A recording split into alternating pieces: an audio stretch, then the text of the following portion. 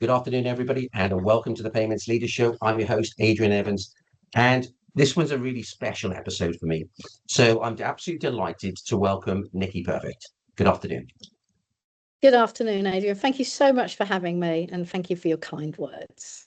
No, absolutely my pleasure. And this is a conversation I've been wanting to have for a long time with you, because and I know there's a number of my listeners who are very excited for this one too, because the work you have just can have and does have a significant impact on humanity.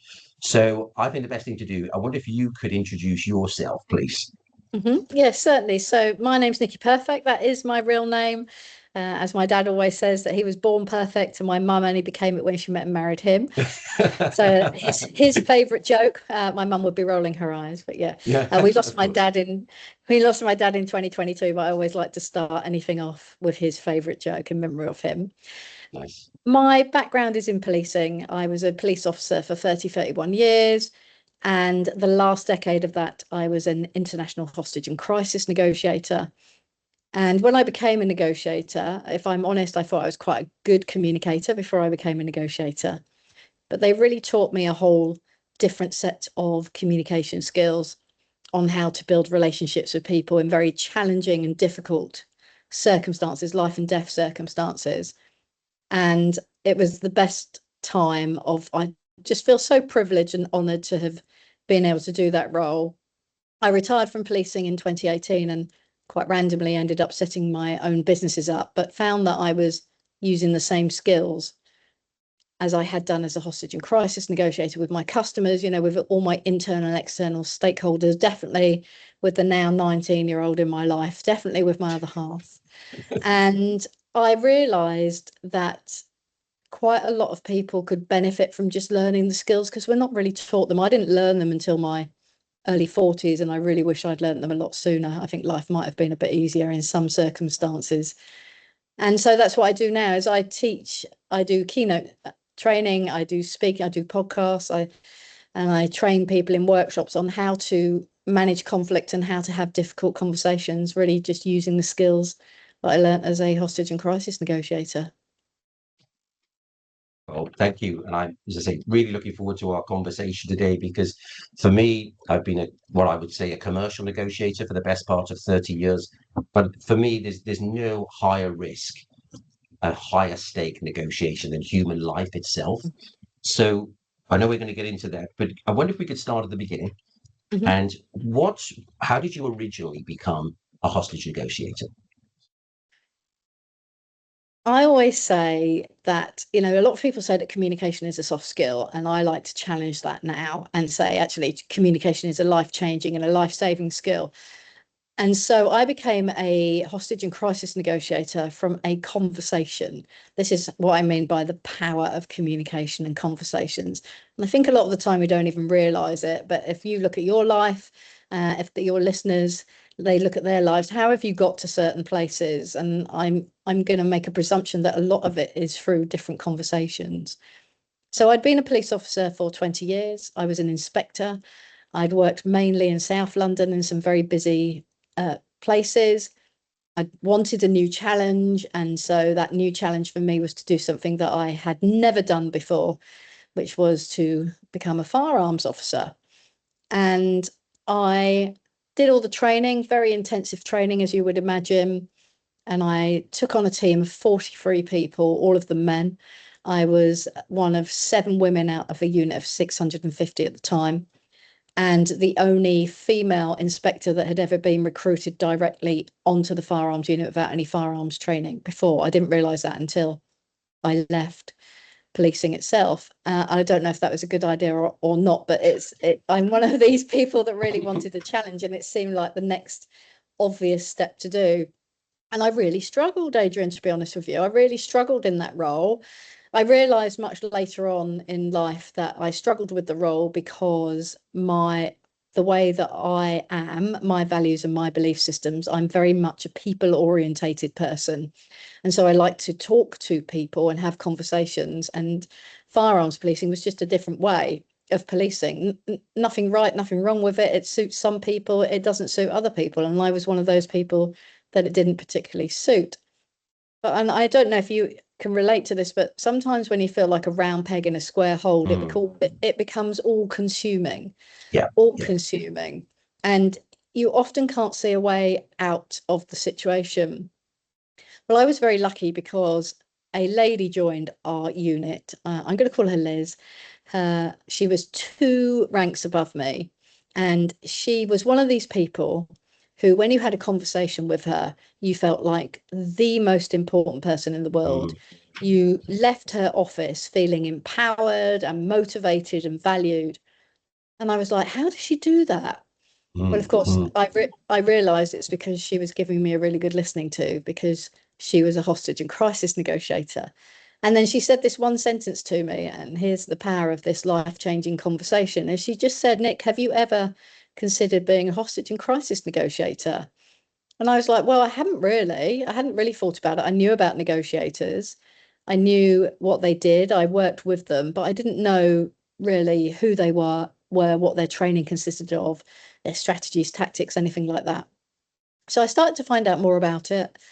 I shadowed Liz on a couple of calls, and it just really fitted with everything I believe to be true, all my values, all my belief systems, making a real difference, saving life, which is why I'd kind of joined policing in the first place.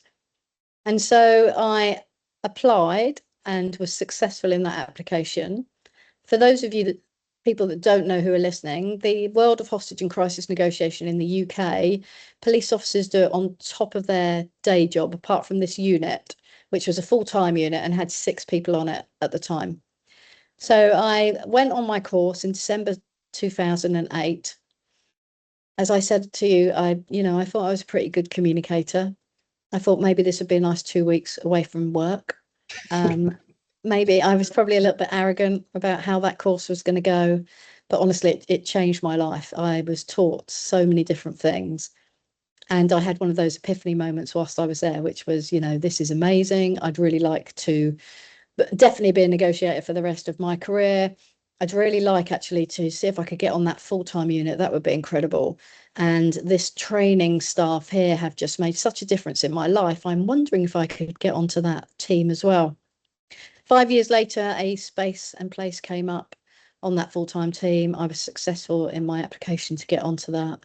And that just opened so many doors for me. And just, gosh, I joined policing at 18. So if you'd have told me at 18 that I'd have been able to do some of the things that I did as a hostage and crisis negotiator, I would never have believed you. So I've had many pinch me moments since that time, but that is literally how I got into it. wow. Wonderful story. Wonderful story. So I'm getting a sense there of you'd, as you said, you'd been sort of that sort of round peg, really, or that sort of square peg in a round hole. And I can certainly relate to that in my career. There's too many of those before I finally do what I do today, which is I absolutely adore, which is again having an impact on people. Well, was there a moment where you thought, hey, this is going to shape my whole life here. This isn't just going to shape my career. This Mm. ties to my values. This ties to my beliefs. This is going to shape my whole identity moving forward. Yeah, I think definitely it started to change during that 2 week course. Oh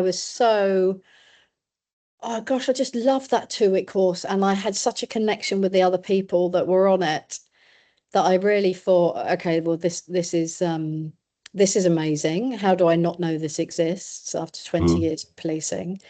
And gradually, more and more, as I started to negotiate and learn more about human psychology and people and behavior and watch other great negotiators talking to people, that I was like, okay, well, this actually is so powerful that you can start to use it. I'll tell you where I first started to use it, in an out of crisis situation, and that was with Meg, who was 8 at the time.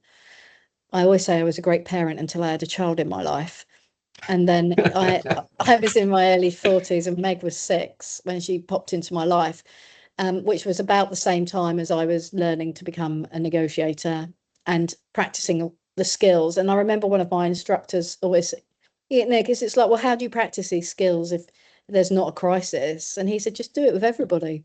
mm, Just do it with absolutely everybody. Everybody you meet, everybody you talk to, just start to practice skills. And I did. And so I would practice on Megan, and she would catch me out when I was doing it wrong. Most definitely, she'd be like, "What are you doing?" I'd be like, "I'm listening to you." She'd be like, "No, you're not." And I was like, "You're absolutely right. I'm not. I'm pretending I'm listening to you." And we would have conversations. So if she would ask for something, like if she would ask for an ice cream at the park, just a random example, I would go, "Okay, Megan, tell me the benefits of buying you an ice cream at the park." And she would have to think about reasons why it would be a good idea to buy her an ice cream at the park. Now, of course, this story has a huge caveat on it, which is never teach your 8-year-old how to negotiate with you, because they get very good at it. And we of course now have 4 dogs, 8 goats, and 2 pigs, all as a direct result of my foolishness in thinking it'd be a good idea to teach her how to negotiate. But the reason I tell you that story is one, it doesn't matter if you know how to negotiate, you can still be negotiated against, even if you know exactly what they're doing. Although I think she's probably manipulated me completely. And I've gone off on a complete tangent and round the houses in answering your question, Adrian. I'm very aware that it had an impact on me when I started to see the real difference it made in people, whereby I was starting to consciously use it. So I'd been involved in negotiations, crisis negotiations as a police officer anyway, without knowing the skills. And thankfully, the majority of those had been successful. And I was always able to build relationships with people, even when it was really tense, like arresting people. I was able to do that. I think I naturally have quite a lot of empathy towards other people. But it was seeing the difference that it was able to make with people in those really dire situations where they were really making big decisions about whether to live or die. And then it was seeing the difference when I just gave people a really good listening to on my team when I was working, or with people on the, I remember having a conversation on the train with somebody. I was coming back from work, and he'd had quite a lot to drink. I was exhausted and just wanted to read my paper. And he was one of those people that everybody on the train was ignoring. But for some reason, he decided to come and have a conversation with me for whatever reason.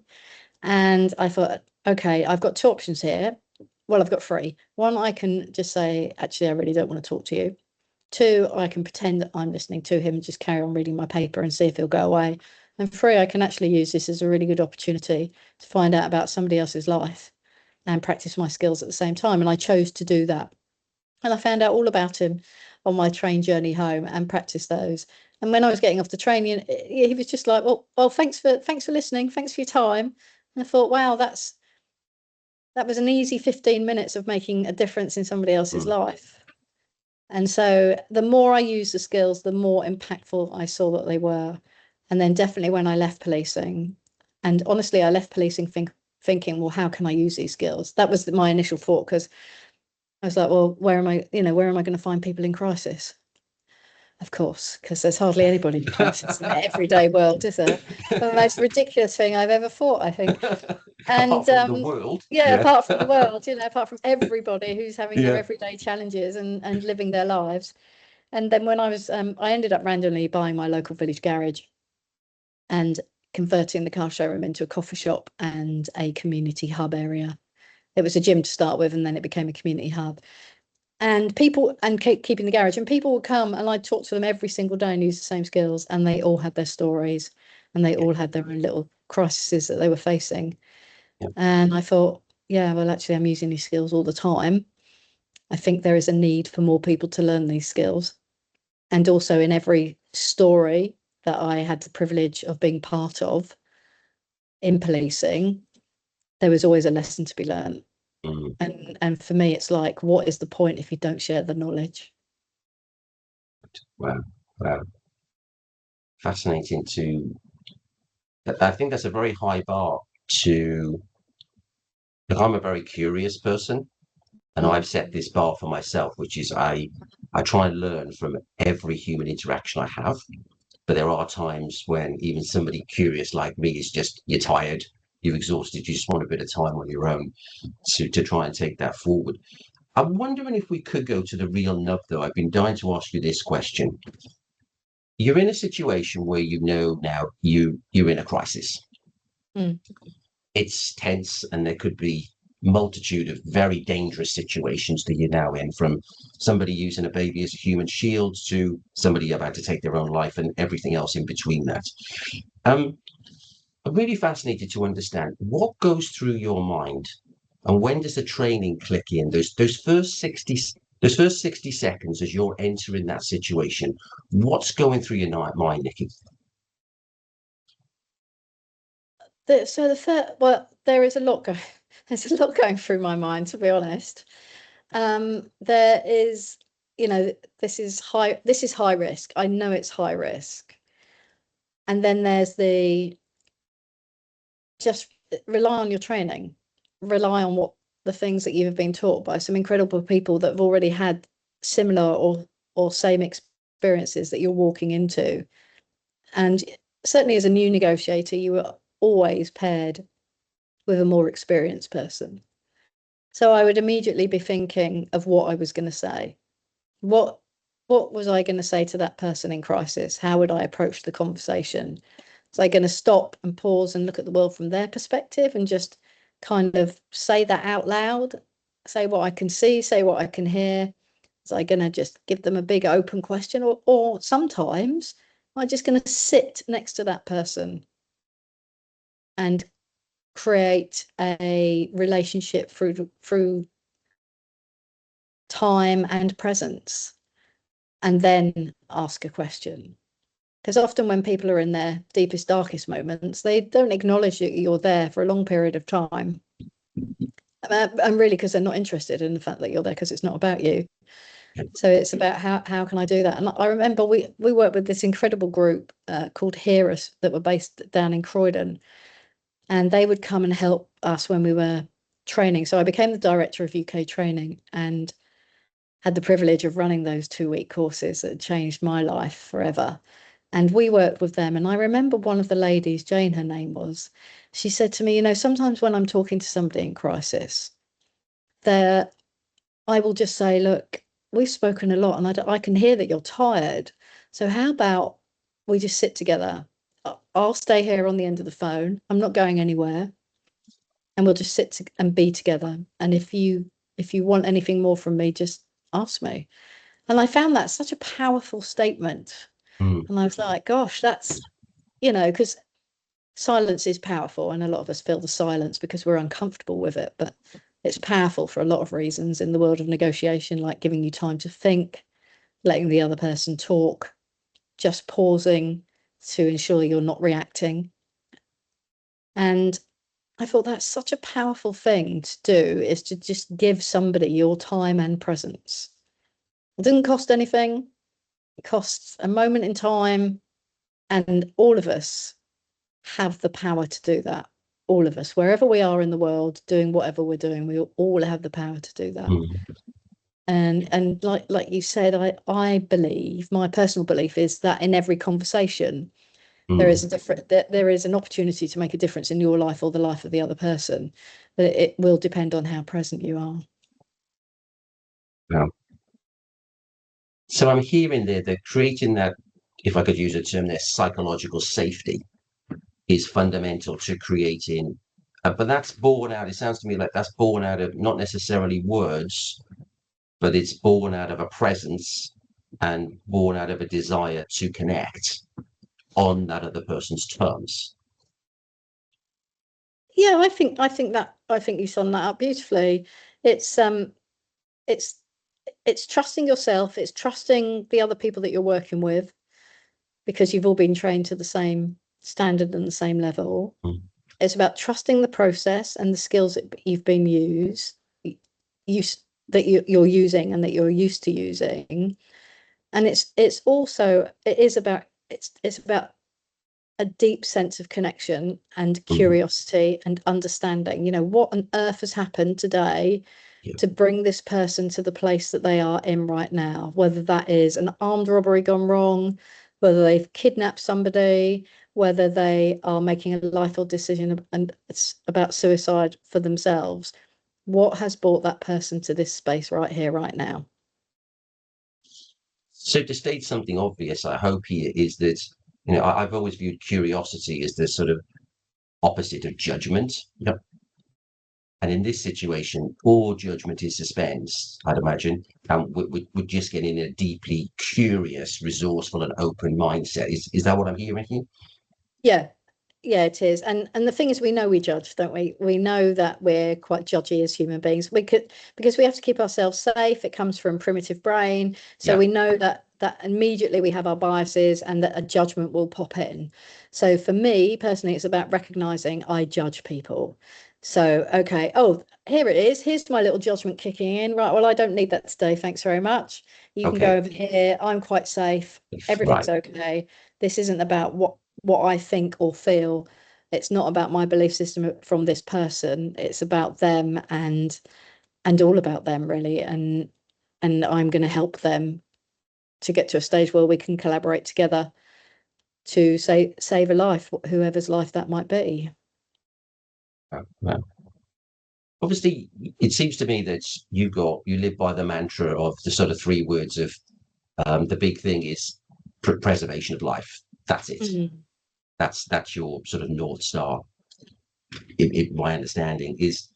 So I wonder if you could share with us a standout or a situation that stood out for you, not because it was necessarily because of the danger, but because of what it could teach us from or what it taught us about humanity.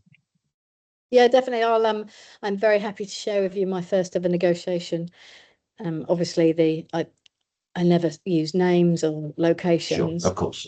to protect people, but yeah, so my first ever negotiation, I'd been trained, I'd got these new skills, I hadn't used them. I was excited to be able to use Of them. course. And I got a phone call one evening late in January. It was raining, it was very cold. Now, I don't know about you, Adrian, but I'm not the best in the rain or the cold. So, Really.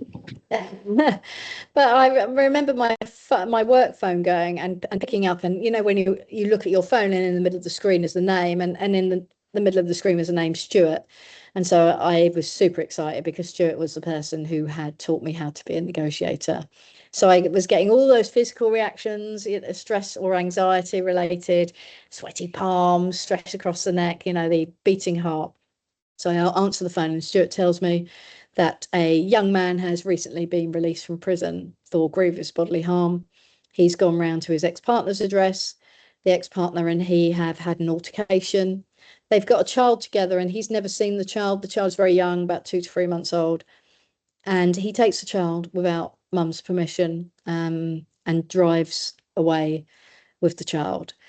There is a car chase around the area, and he's eventually surrounded by police officers, refuses to talk to anybody, locks himself in the car, and holds the child up like a shield. And Stuart asked me to go and negotiate the safe release of the child and the safe release of the young man. And I remember, well, agreeing very quickly, of course, and saying, yeah, I can do that, Stuart, no problem at all. And I remember waiting for a car to take me to the call and going through all of the things I believed to be true about what was going to happen on that call, which were a little bit like this amazing heroin negotiator, which is, of course, me, arrives on the scene, has this brilliant conversation with the young man. He listens to her, she listens to him. He opens the door, hands her the child, and is gently led away by police officers. But of course, none of that happened. And the reason none of that happened was because that whole conversation had been about me. I hadn't really thought about his world. I hadn't looked at the world from his perspective. Because I think if I'd have done that, I'd have realised that he didn't see this heroin negotiator. He saw a white, middle-aged, middle-class woman and probably thought, well, what on earth have we got in common? You're here to take my child away from me and send me back to prison. And as soon as I realised that when you stop and see the world from somebody else's perspective and get into their heads a little bit, one of my greatest mentors said this to me. He said, look, Nick, put your foot in one of your shoes and your other foot in the shoe of the other person and just walk alongside them for a bit. and see what the world does look like from their side. And when I realized how powerful that was, and how when mm, you mm, show other people that that is what you're doing, you get such a deeper sense of connection. And that lesson has always stayed with me. That negotiation has always stayed with me. And even now, I use it at home. I used it the other day with my daughter around what life was looking like for her, to see the world from her perspective a bit more. I do it. I do it with my mother-in-law. And I just do it with all the people. I just think, okay, well, hang on a mm, sec. Before I start to react and give my opinion based on what I believe to be true, what does the world actually look like from their mm. perspective? And if I can frame what I'm going to say in that way. So, for example, if I had the opportunity to meet that young man again, I would probably say something along the lines of, I don't know this to be true, but you might be looking at me and thinking, what on earth has a white, middle-aged, middle-class woman got in common with you? You probably think I'm here just to take your child away from you and send you back to a place I'm guessing you don't really want to go back to. And I'd say that because I think if I was sat where you were sitting, that's exactly how I'd feel. And immediately, what we're doing, we might be way off, we might be Yeah, yeah, wrong, yeah, yeah. but even if we are, it doesn't matter, because you have shown me that you're trying to understand, yeah, and see what's going on for me. Yeah, it's so powerful. Wow. So how did you, I'm going to use the word forgive. How did you forgive yourself in that Mm. situation? Because you've been through this course, you knew you were on a life purpose and you knew this could be amazing. And yet, you strike me as obviously very self-aware and you're thinking, hey, there must have been a feeling I've let myself down a bit here and Oh, I've let huge. the situation down. So how did you retrieve, reflect and learn from that? Mm. I did. I felt all of those things. And perhaps your listeners can relate to that. When you have a really difficult, challenging conversation and it doesn't go the way you want it to go. And it plays, doesn't it? It replays in your mind of, oh, I wish I said that, I wish I'd done that, or why didn't that work? Or oh, well, why did they say that? Well, and all of those things, and it starts to play on your mind. And yeah, I did. I was questioning myself around, actually, is the world of hostage and crisis negotiation for me? Will I ever be a good negotiator? And I have the privilege of the team of people that I worked with. Mm, They were very self-reflective. One of the things I loved about working on the full-time unit is that we were encouraged to be self-reflective, to be right. Okay. honest, to be open, to go and explore what had happened, why it had happened, to listen back to the conversation, um, and to and to get somebody else to listen back to it, and then to have open, honest conversations and feedback around that. And for me, that was quite new, because normally in policing it's quite directive and authoritative, and there's a Yeah. hierarchical structure, and you're told what to do. And this was completely different. There was rank, obviously, but there was no rank. So I could go and have a conversation with my boss and say, actually, I don't agree with you around this, Right. and and these are my reasons why. And they would be quite open to listening, or they'd be quite open to going, Nick, I really would value your opinion on this. So it was a different world for me after 20 years. And I thrived in that world. I flourished in that world. I wanted to learn more. I wanted to educate myself. I like to learn and to develop. So it was a perfect match. And especially when I became the director of UK training, because I wanted to make sure that I always had the answers if I was ever asked a difficult question. And I always wanted to know, well, where does this come from? Yes. Yeah. Where does this come from? What's Yeah. the what's the theory behind it? What's the practicality behind it? How does it work in principle? Right. So so I enjoyed doing like the research around that, and then sharing that knowledge with other people. I really enjoyed that. But yeah, I did really question myself. Um, and I remember, so my second ever call, I'm just going to say this comes with a bit of a trigger warning because it is about suicide. But there was a young girl, just about 16, and she was up a tree and she was having a terrible day, and she'd placed a noose around her neck. And I arrived as the first negotiator on scene, and I couldn't make any. sort of real connection with her. She wouldn't really look at me. I was surrounded by other people. I was quite I was quite nervous. I was quite thinking about the other people around me. You know, I kept looking around and thinking, God, they're probably judging me. And oh God, this isn't going so well. And this lovely guy called Steve arrived, and he spent about another hour with me. And then he said, do you mind if I have a go, Nick? And I said, oh gosh, of course not. So one of the things that we're always taught as negotiators is ego. Leave your ego at the door. There is no place for ego, especially in the world of saving life. And so, and he just beautifully looked up at her and said, do you know, you're probably looking at me and thinking, why on earth is a man in their 40s with a great big beard talking to me? How on earth are you going to help me, a 16-year-old? And I say this because my son's 16 and he's often saying that to me. Yeah, yeah. And it was just such a beautiful way of opening up the conversation. Yeah. Yeah. Yeah. And she immediately looked at him, and we were able to get, you know, we were able to speak to her and negotiate her down safely. And so, as I say, you know, I've learned from some incredible people. And once I'd realised that most conversations are about us and what we want rather than about what the other person wants and how we can help them to get there, that was a huge shift for me. And every negotiation, I learned a huge lesson from that, whether it was a lesson in life or a lesson in communication. So yeah. So I'm hearing there that the obviously, I suppose working in teams and collaborating together and putting your ego on hold is fundamentally important. Yeah. What's the value of effective, deep, active listening when human lives are on the line? I would say it's your superpower. I honestly believe that. I've got the privilege of being a patron of a charity called Crest, CREST, and they teach young people in schools how to mediate low-level conflict Right. in the playground. Yeah. Incredible to watch their training and to Yeah. see the young people pick it up. I love it. And I had the privilege of going and speaking at their annual conference last year to the young people who were mediators. And we talked about listening being a superpower. And the more I was thinking about it, I was thinking actually it is a superpower. Because when you harness in that listening skill, and it is a skill, Adrian, and you probably know, or I know you know this already, but it is a skill, and like all skills, it has to be practiced, because otherwise we can't improve.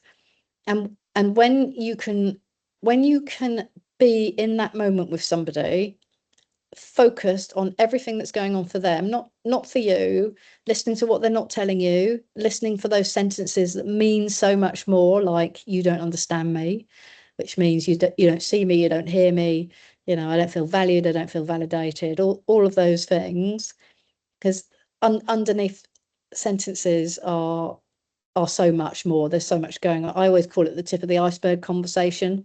Okay. And so underneath the tip of that iceberg, there's a lot going on at the heart of the main iceberg. You know, like you'll see a behavior, but underneath that are experiences and values and beliefs and emotions and what's just happened and what's brought this person to where they are right here.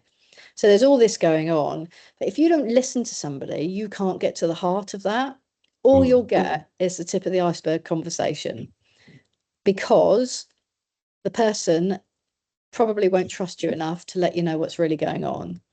So when you are actively listening or focused listening, however you want to call it, and lots of people call it lots of different things, but for me, it's about being so interested in the other person from that curiosity and understanding perspective that the other person starts to trust you enough to just open up a little bit more and allow you to explore what's really going on. What on earth is really going on underneath the behavior that I'm seeing, underneath this aggression or this submissiveness or this anger or this frustration. This works for young people as well. So if anybody's listening has got a young person in their life, definitely works on teenagers, because there's a lot going on at the heart of the iceberg when you're a teenager. But yeah, it's so it's a superpower, and when you get it right, you'll know, because the other person is likely to say to you, Thank you for listening to me. And that in itself is a powerful statement. Wow.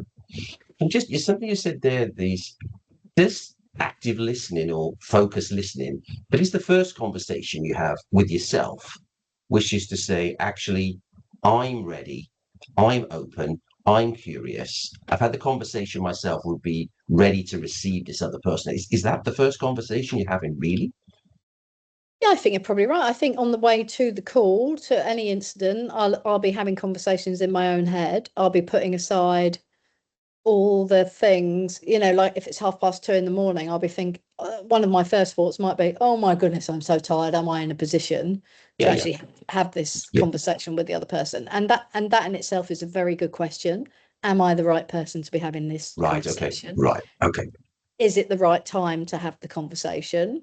So if we go back to the scenario with the young girl in the tree, I knew after being there for some time, I was not the right person to be having a conversation with her because there was no connection. And in my head, I had lots of other things going on. So when Steve said, shall I ever go? I was like, definitely, because I think you're in the right space. And it's okay to recognize if you're not in the right space. And it's the power of emotional intelligence to go, I don't know if I'm the right person to have this conversation right here, right now. Maybe you're going to walk away from it. Maybe you'll say, can we come back to this another time? Just not, there's just a couple of things I'd like to go and reflect on. Whatever it might be for you, it's important to have that conversation with yourself, the very first one. And especially in life and death situations, you don't want to be not in the right headspace to have that conversation. But I would suggest in any negotiation that timing is important and am I in the right headspace to have this? For example, if you are looking for a pay rise and you go to speak to your line manager or your team leader to ask for the pay rise and you see that they're pacing around their office or having an irate phone call or that you can see something about them is not right, I'm going to suggest that that is not the right time to go and ask for a pay rise on that Yeah. particular day. So it's about thinking, and it's about having those conversations with yourself in your own mind around what am I going to do. And also, I'd never enter any negotiation or difficult, challenging conversation, even now, without having prepped for it in some way, shape, or form, especially if I knew it was coming up, and making sure I knew what I wanted from that conversation and why I wanted and what was important for me, but also what was important for the other person. So yeah, or constantly thinking and talking and using other people as soundboards as well. So I'm hearing there the preparation. So there's been preparation breeds confidence, but Yep, also it diminishes complacency. And also, definitely. I was hearing something about clarity there as well. The fact is actually, what do I want from this? What does the other person want from this? So actually, a lot of that sounds like about slowing down rather than Mm. rushing into anything in any way, and actually slowing down and calming the situation down. Am I hearing that correctly? Yeah, yeah, definitely. So the power of the pause is huge, whether it's to calm yourself down or to just be able to listen to the other person or to help them to bring themselves to a rational state. I think clarity is absolutely key. I think most of the time when we have conversations, they're kind of unconscious, safe conversations with no purpose. Mm. I've always been taught that negotiation is just conversation with a purpose, which I love Okay. because when you think about that, it is we're negotiating all the time, whether that's what we're doing at the weekend and what we're having for dinner tonight, what we're watching on the TV. We are constantly negotiating, and there's normally a purpose or a consequence at the end of the negotiation. And I th- I think like in most things the car sat nav is always a good example, isn't it? If you don't put the destination into the car sat nav, Yeah, yeah, you're just going to drive around in a big circle. yeah. And it's the same with a negotiation. If you don't have a purpose and you're clear on your purpose at the end of the conversation, then it will be a difficult conversation to have. And you probably just keep going around in circles. But the other thing I would always say about negotiation or difficult conversations is you don't have to solve everything in one conversation. Mm, mm, It's a mm. series of Yeah, indeed. conversations. Yeah, yeah. Yeah. Yeah, I once heard that as somebody. said to me that never see a negotiation just as an event, almost think of it like a campaign. And because you can sort of break it down and allow it to evolve rather than revolve, which I thought was actually quite a useful way of stepping and pacing somebody rather than sort of launching in and trying to solve it all in one go.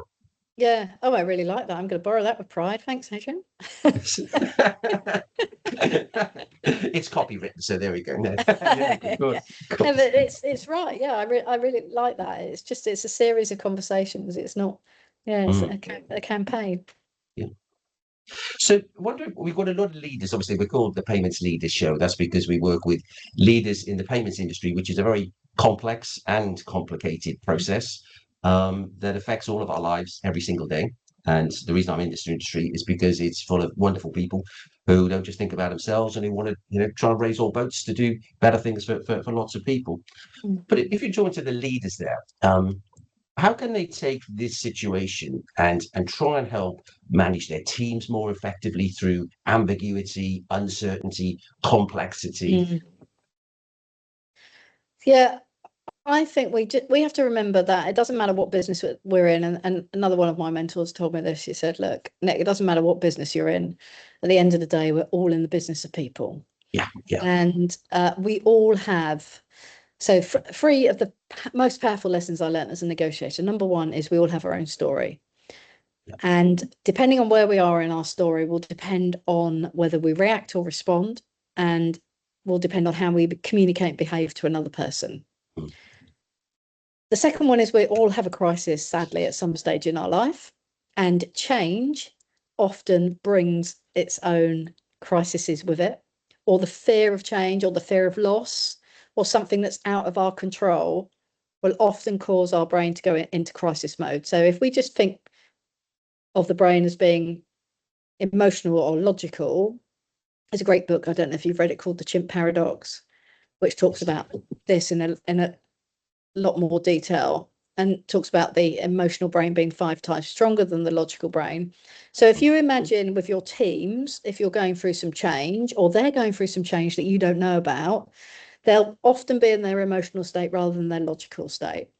And to help people come from their emotional state back to their logical state, where we can have a proper conversation and we can both listen to each other and air our opinions and our worries and our concerns, we know that listening, and there's lots of research that's been done on this, we know that listening to somebody helps to get them from that state, and it's the quickest way of getting them from the emotional state to the logical state.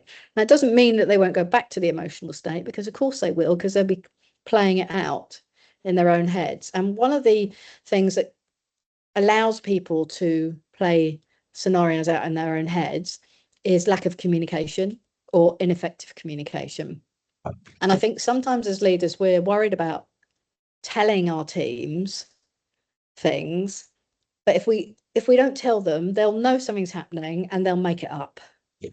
And then they'll just and then it will become reality. Because the more you talk about it, the more, I'll say, well, this is what I think is happening. Somebody else will agree with me, and before we know it, it's true, and everybody else is thinking and feeling the same. Yeah, it's a spiral effect, isn't it?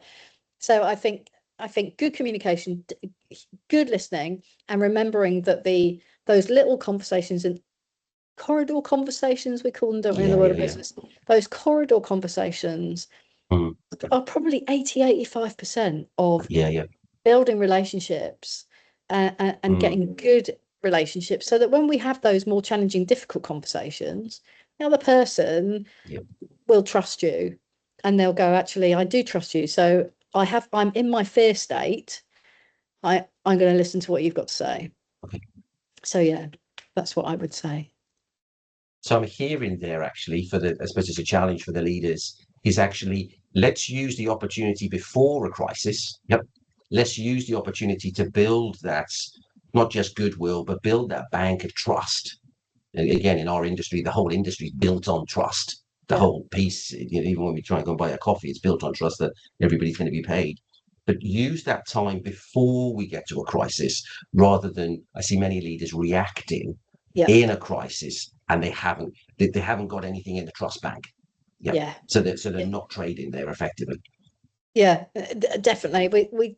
We say have those conversations in times of peace, not Okay, I when like that one.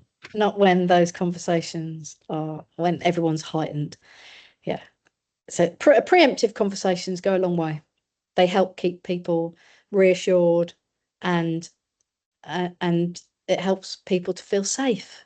Yeah, You know, they do. again, it's about safety and control. If I feel safe and in control, then that's great. I can listen to what you're telling me. And this I'm hearing as well actually allows people to be. I always remember a leader said to me many years ago. He said to me, "Why are you so jumpy about the change that's happening?" He said, "I'm not." And I said to him, "I said, have you ever thought?" I said, "You know the change that's happening. I and all of us don't. You've got safety." Mm. And he said to me, "I've never looked at it like that." I said, "You're initiating the change. And we're waiting for you." It used to happen just before Christmas every single year. Because we know our next 6 to 12 months are going to be shaped by what's actually. So creating that safety really does make a difference, and that transparency. Yeah, yeah, definitely. So what's the lesson you would like to share that humans often get wrong when it comes to communication, when it comes to conflict, and when it comes to understanding and relating to humanity? What's if you could just have say this is one or two things here that I Mm. really would like people to share and reflect on. Yeah. So the first one is, I have learnt as human beings, we like to be right. I love to be right, Adrian. I will go and find evidence that makes me right. And You I don't always say I strike have me to, like that. I gotta be yeah, honest. You don't no, strike me like sometimes I that. do. Sometimes if I've got a really strong, if I've got a really strong belief system and I like Yes, to be right, and I have two really good friends in my life, one I phone when I just want to be right, because she'll always let me be right. And the other I phone when I that's why want, she's a good friend. yeah, that's why she's a good friend. And the other one I phone when I went a bit more of a, well, have you fought, Nick? Yes, Uh, yes, But but again, it will depend what emotional state I'm in. Sometimes I just have to let my emotional brain run like everybody else does, and I yeah, like to be right.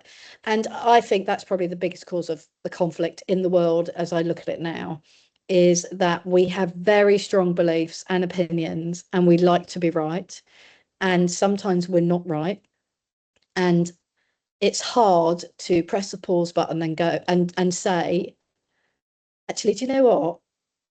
I might have been wrong. mm, I might have been wrong, and also I'd like to come and stand where you're standing for a period of time mm, and just mm, see what other perspectives there are on this. mm, And the other one is that when somebody challenges your opinion and your belief system, it can often feel like they're challenging you personally. And so I include myself in this. So we're more likely to react than yes, respond. Yeah. I think that's probably the once you realize that, and you can act upon it, of course. There's no point in realizing it and then just carrying on doing the same old, same old. If you can reflect on that and change that, I think that would go a long way to to managing any conflict, whether that's a conflict with your neighbors, a conflict with a family member, a conflict at work, a conflict in the wider mm, sense of the world. Yeah, that would be for me the most powerful things. yeah. So I wonder if we could just take you back a little bit and just what would you say to your younger self? Now, what advice, what one piece of advice would you say actually, if you're just in your perhaps in your early 20s and you're looking Mm. forward, what's the one piece of advice you'd give yourself that would sort of enable you perhaps to to live to live the full life you could? Yeah, I think it would be stop worrying about other people's judgment of you. Okay.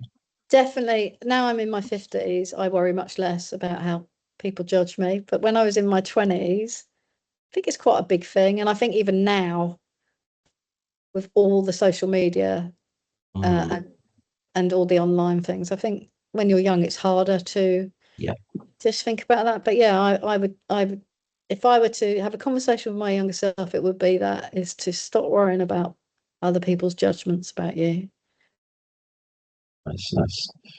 This is this place where I normally just try and pull together, I suppose, some of the salient learnings and salient aspects from that. But I've got pages of notes here.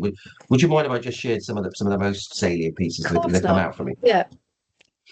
Um, you've obviously had a fascinating journey to as to how this then shaped your life. I think the sort of first one for me was, especially a bit of a reflection, is know when you're in the wrong place in your career.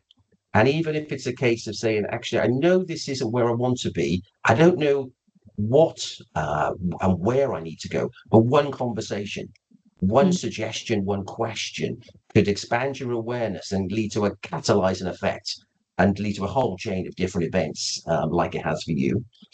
I think the thing I was hearing as well about the value of self-reflection, the value of self-reflection, even from that very first one, which is you've been on the course, and we've all been on a course, haven't we? And we're all like, we're ready to use those skills, and of course we are. We're ready to do this, but then putting the ego on hold and saying, "Hey, actually, I could have done that better. I don't even know what I could have done better yet, but I need some input to try and do this."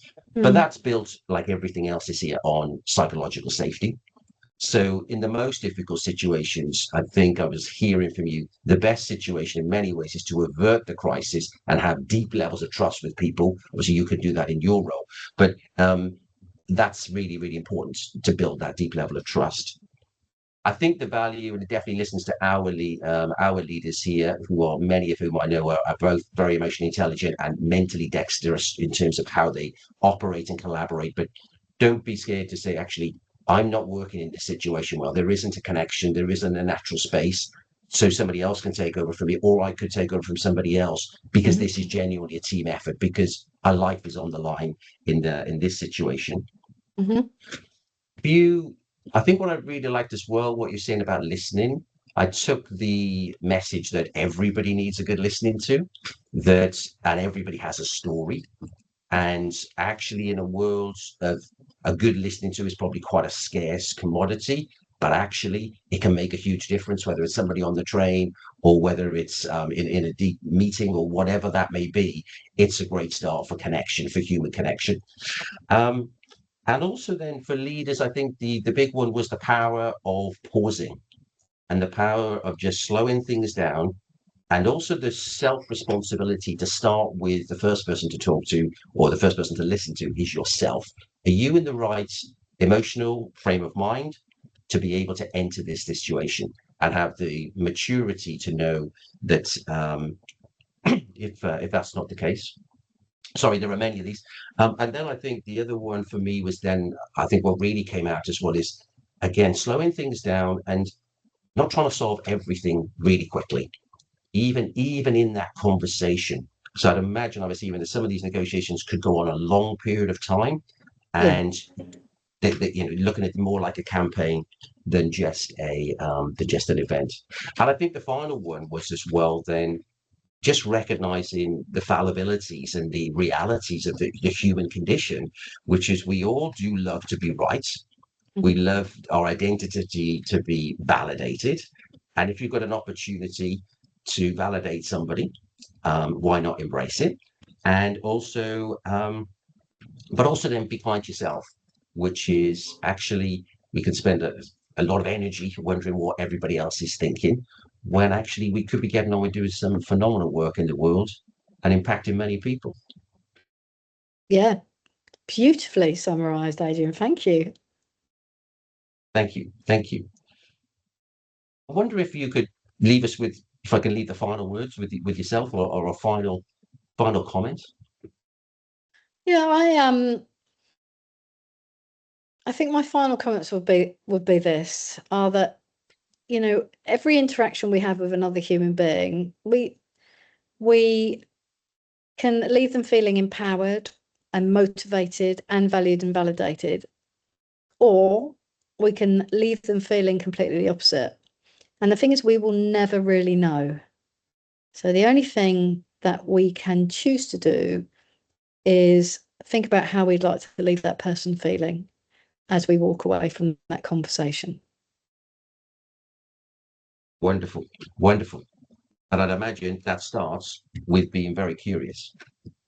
Absolutely.